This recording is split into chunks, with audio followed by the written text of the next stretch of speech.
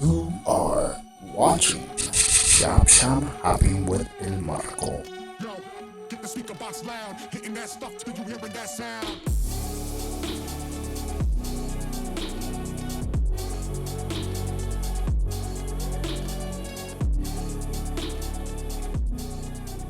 Before we dive into the details, I'd love to hear from you personally.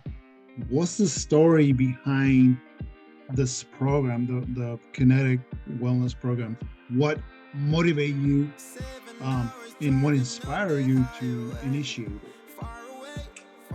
Well, the initiation just came from years of learning about natural health and being my own guinea pig over the years, just learning different elements of health and wellness as well. Health and wellness as opposed to um, medicine as we know it, or what we call allopathic medicine. And so the idea came from a more holistic place with me wanting to learn more about how I can better take care of me versus all the stuff that I've learned in the past through, adult influences, including physicians during my years of growing up.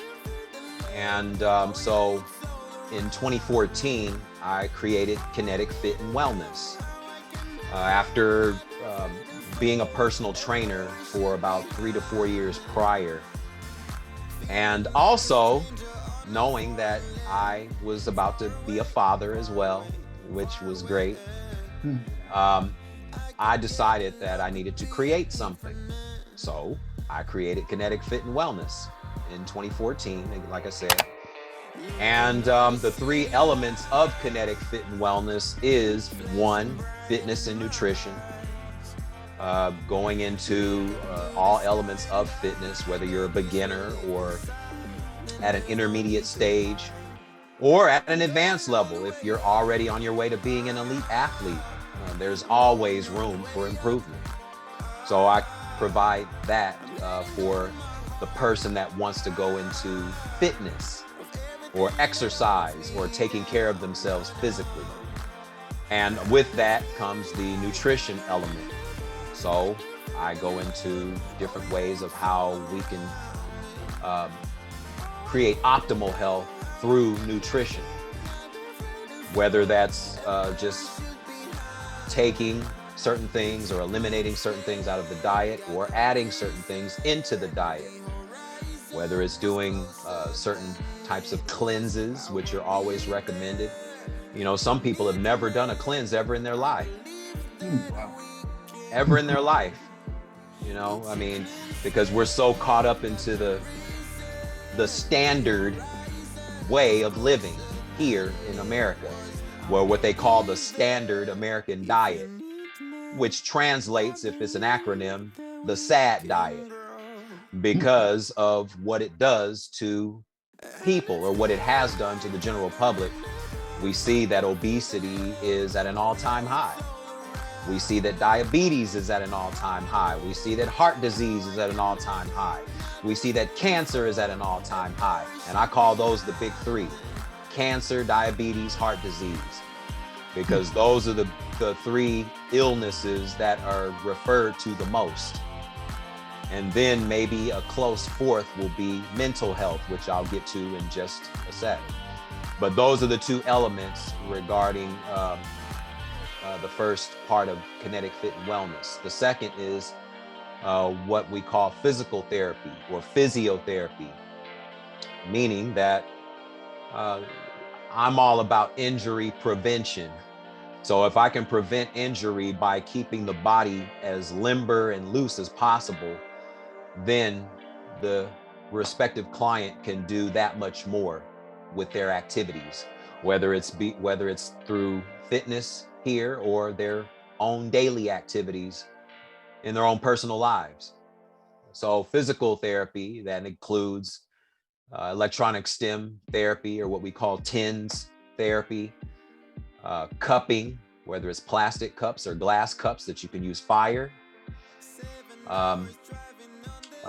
spinal realignment, So anything and everything that has to do with keeping the body in as top condition as possible by means of your own body being able to heal itself when it's put under the right conditions. Physical therapy. And then the third element is Holistic Life Counsel. My official title is Board Certified Holistic Psychology Practitioner. That's my official title. Yeah. And I've had that since 2011.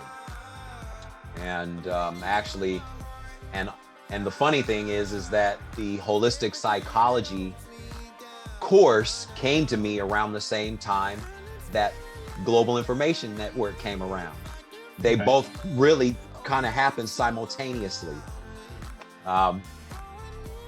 And those that know about that will know what I'm talking about. I won't go too deep. I won't go too deep into it, but they literally happened around the same time.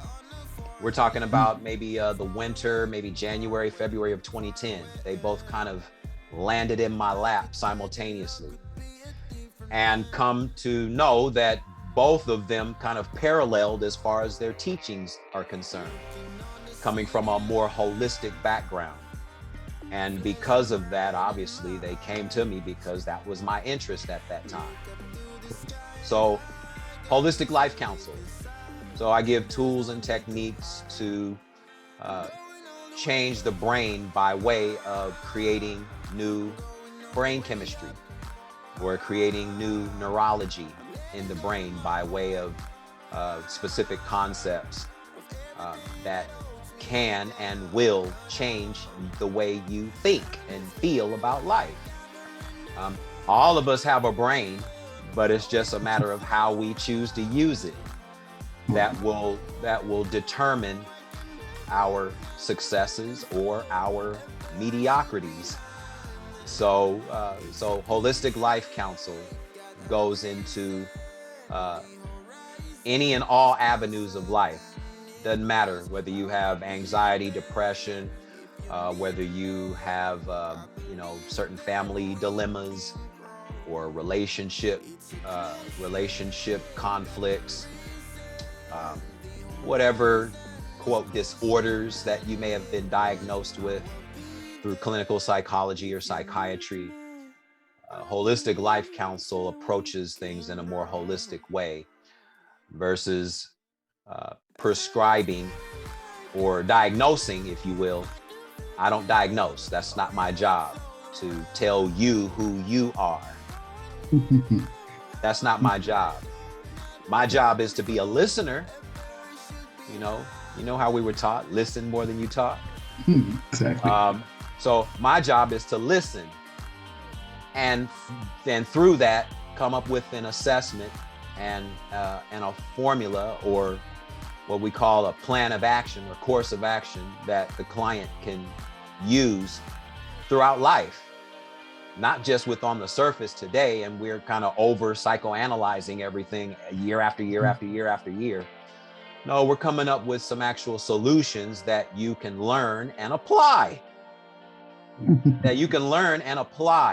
So that way the results can be monitored by way of the changes that are occurring, not only within you, but by way of the change within you, you'll see a change or a shift in your outer world or circumstances.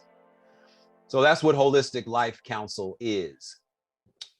And that's what Kinetic Fit and Wellness is. And that's why it was created, to give anyone and everyone an opportunity to make some necessary changes or adjustments accordingly as they see fit for their life or lifestyle. Thank you for sharing all that information. I know for some people that are going to be watching, the people that are watching this video, some of them, they're probably going to be skeptical, but even though skeptical, well, they're curious. How can they try this program? What is the key ingredient? The key ingredient that leads to your success, besides everything that you mentioned? And Now, is it the program itself? Is it your expertise, or is it something else? What do you think it is? It's a combination of all of it. I mean, you have to have all of them for them to work. I mean, all elements have to come together to create one superpower, if you will. So yeah, it's not only my expertise, but it's the way the information is conveyed to the client in a way that's understandable for them, because all of us learn differently. So according to the way they learn, whether they hear verbal examples or whether they see visual examples, we all learn differently. And what makes it work is the fact that the individual chooses to apply it, because my job is to just facilitate. That's my job, to facilitate the information. Now, what the client chooses to do with it, that's their choice. All of us have choices to make, and those choices will result in a result, right? Those choices will result in some kind of outcome. And we have to be willing to accept any and all responsibility for those results. You know, I mean, so that's where the successes come from. That's where, you know, it's all up to the individual to make the individual choice on what path that they're going to take themselves according to the information that I give them. So it takes two, but at the end of the day, the individual has to make their own final choices of how they choose to move and maneuver throughout life. That's interesting. That's very, very good. So now let's say if somebody wants to start their own business and then they choose the health and wellness business, since today and age we need technology for everything. Now, how does it affect you as far as on an online presence, being a small business? What tips do you have others looking to establish something as what you have? Well, just kind of have a passion for something first. First and foremost, just have a passion for something and build on that, or create something according to your passion. And then the business side of that, I mean, you can, you know, be a sole proprietor or an LLC, or you can, if you have enough people involved and that see your vision the way you do, you can create a corporation as well. So you can go down any avenue that you want to start the business. Now that we're in a social media era, you can use that to your advantage as well. Just be consistent. Just be consistent. What did we learn? Do the right things long enough consistently. So, okay. And from what I've seen, that holds to be true. I mean, I've seen people on Instagram that had maybe 5 years ago, they had maybe 5,000 followers. And now they have 100,000 or 500,000. Why? Because they were consistent. They were consistent with what they post, who they post to, who they want their core audience to be, or whether they want a core audience at all. They just want an audience.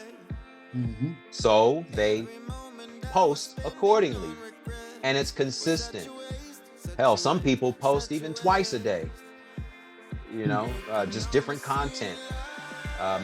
And whatever content that you post, then that will determine the type of people that engage in the content.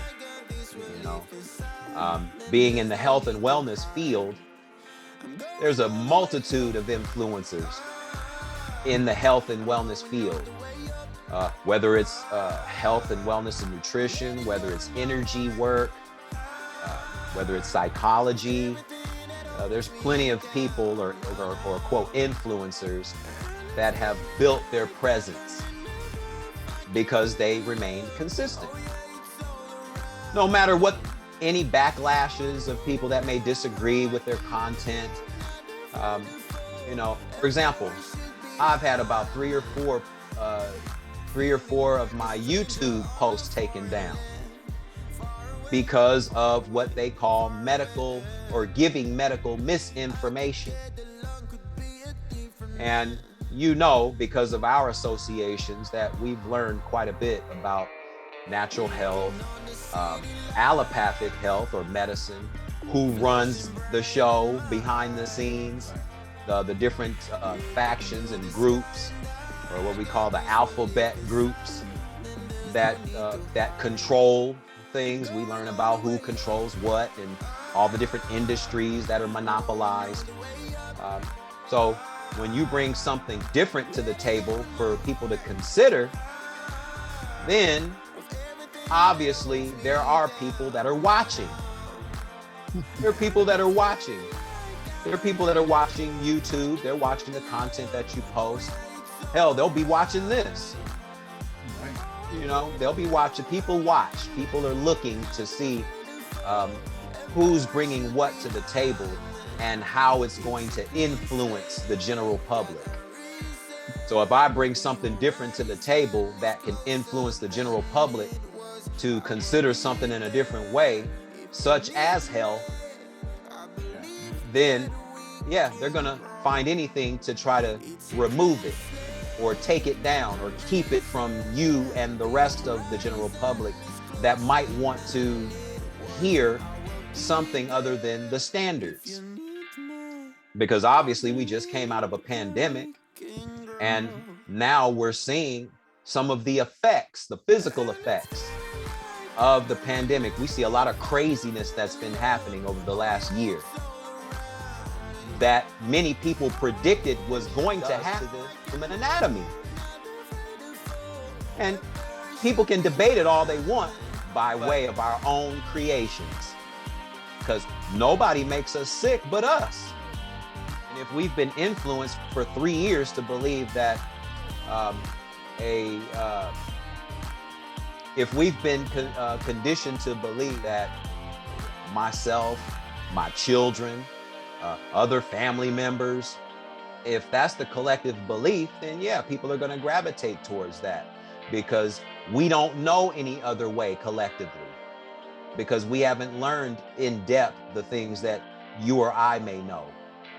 So therefore, the general public is more susceptible to the standard way and suffering the consequences, whatever they may be.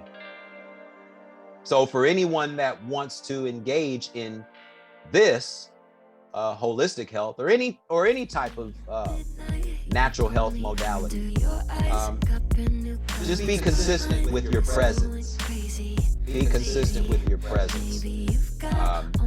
Repetition is definitely the way to create a habit. So if you want to create the habit of people watching you, then you got to be consistent with the viewership and how you view yourself.